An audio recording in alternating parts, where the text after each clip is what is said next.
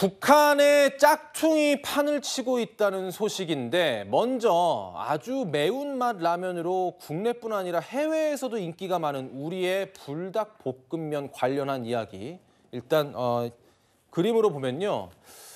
이게 북한에서 나온 매운 김치맛 비빔국수라고 하는데 우리의 그 불닭볶음면과 거의 흡사한 모양을 갖고 있습니다. 제목만 달라요. 그런데 우리의 이 라면이 얼마나 인기가 많냐면 판매량 추이를 보면 2022년부터 2024년까지 꾸준히 상승세거든요. 그러니까 국내뿐 아니라 전 세계에서도 굉장히 인기가 많은 제품인데 이게 부러웠나 봐요, 구자영 부장님? 네.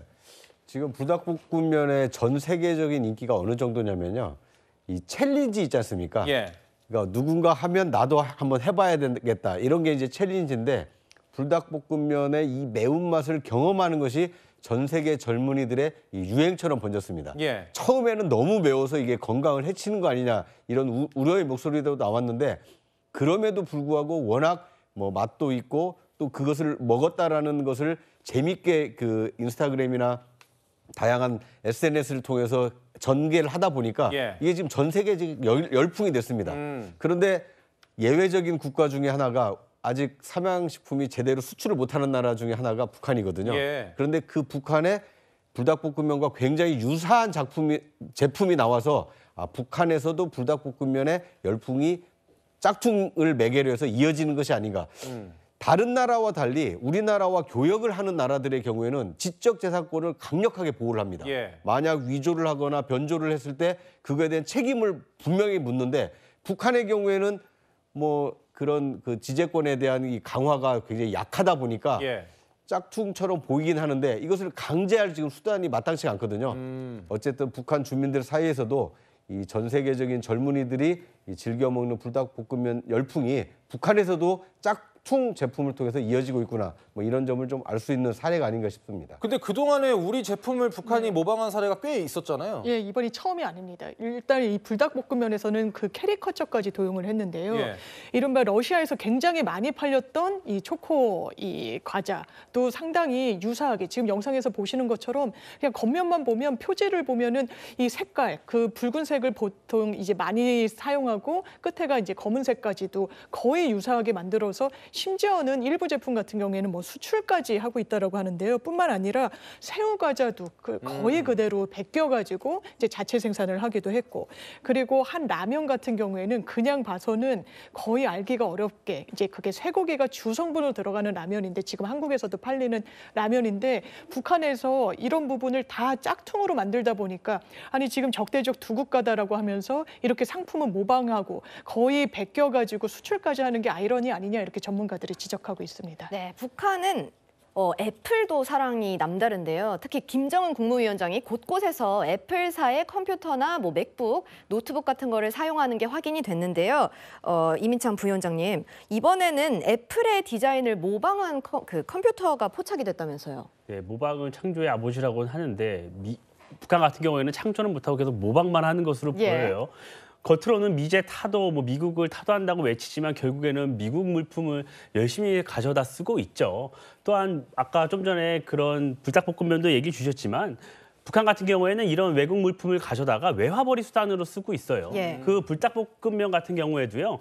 어떤 전문가의 분석에 의하면 중국에서 어떤 OEM을 받아서 제 제품 생산을 하고 또다시 중국에 수출하는 용으로 쓴다는 거잖아요. 그런 경우로 본인들은 적대적 두 국가라 그래서 남한을 비판하지만 정작 그 남한의 물품을 활용해서 본인들의 외화를 벌어서 그걸 또 핵미사일을 만드는 참 아이러니한 모습을 지속적으로 반복하고 있는 거죠. 북한의 모습을 보면요.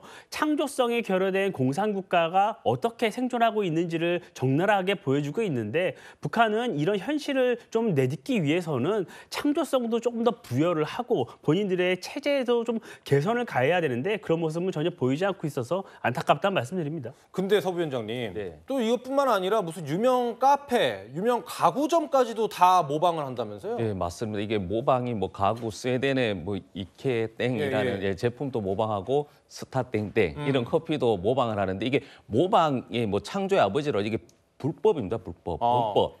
예를 들어 우리 그 국내 제품인데 외국인의 입장에서는 한글이잖아요. 예. 그러니까 우리도 보면 뭐 중국산이나 일본산이나 잘 구분이 못할 가능성도 있잖아요. 그런 한글로 했었을 때는 만약에 대한민국의 어떤 정상적인 높은 제품의 퀄리티가 해외 수출돼야 되는 것인데 북한에서 저렇게 불법적으로 모방해서 수출했을 때는 그 이미지 타격, 그거는 굉장히 큰 경제적으로 타격이다. 그리고 지금 이 상황 자체를 그냥 단순하게 뉴스거리를 보면 안 되는 것이 지금 우리 대한민국도 그렇지만 코로나 이후에도 경제가 성장하지 않았잖아요. 힘들지 않습니까? 그럼 북한의 상황 또 경제 상황이 굉장히 힘들 것이다. 그러면 저것은 단순하게 뭐 모방이나 보여주기가 아니고 경제적인 실상의 어떤 그 해결하는 방법의 일환. 그렇기 때문에 저는 불법이기 때문에 또 유엔 제재를 피한다고 하지만 대한민국 넘어서 세계적으로도 저 부분에 대해서 문제제기를 강력히 해야 된다고 생각합니다. 예. 근데 장윤 변호사님, 네. 여기 그 북한이 짝퉁으로 만들어 놓은 유명 카페에 커피값이 장난이 아니라면서요? 25달러예요. 왜 그런 거예요? 오늘 환율로 보면 35,000원이거든요. 그러니까 이게 지금 북한의 GDP 규모로 보면요. 이 1년에 본인들의 이 생산량이 한 100만 원대예요. 그러니까 이거는 일반 주민들이 이걸 소비할 수는 없는 거고 당연하지만 관광객들한테 이렇게 비싸게 파는 건데요.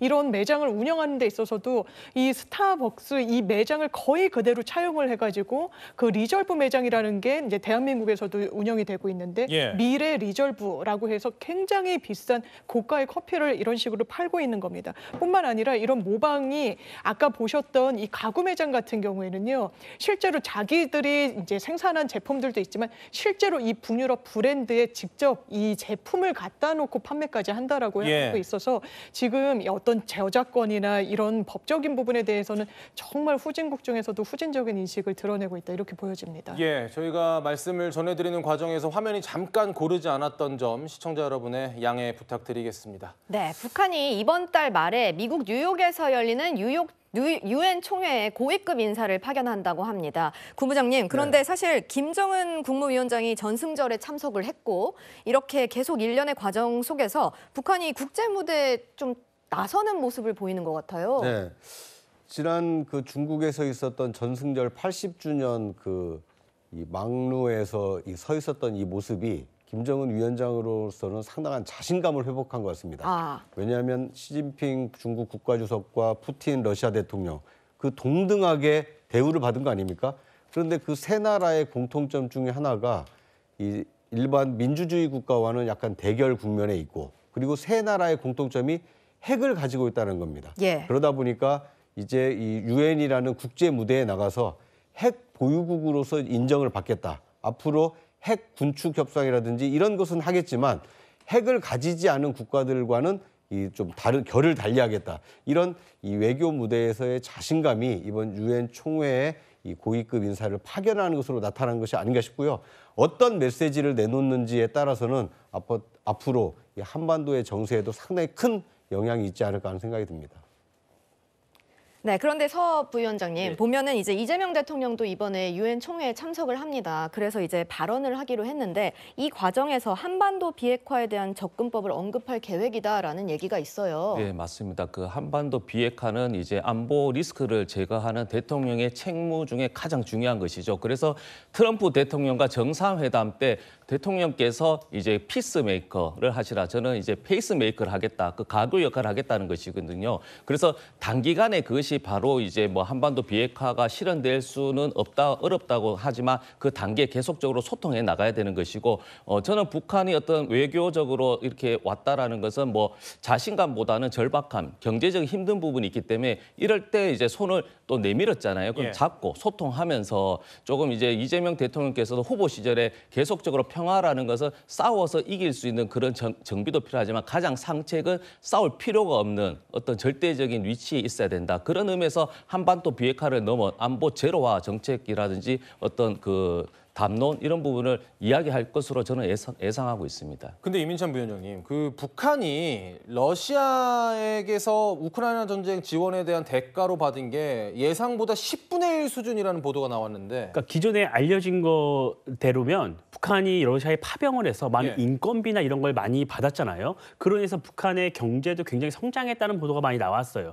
그런데 실제적으로 받은 거는 10분의 1 수준이라는 거예요. 예. 그 이유가요. 북한은 단순히 인건비 핵정비나 이런 것도 중요했지만 어떤 무기 기술이나 이런 많은 것들을 좀 이전을 받기를 원했습니다. 그런데 러시아가 정작 중요한 기술 이전이나 또 다른 부가가치가 창출될 수 있는 것들은 제대로 이전하지 않고 있다는 것이에요. 그러다 보니까 북한이 좀 더 국제사회 무대에 나오려고 하고 미국과도 협상을 하려고 하고 이런 거를 통해서 또 러시아도 압박하고 그런 모습을 전반적으로 보여주기 위해서 북한이 좀 더 활동을 광폭행보를 하려는 것 아닌가 뭐 이런 분석도 있습니다. 네.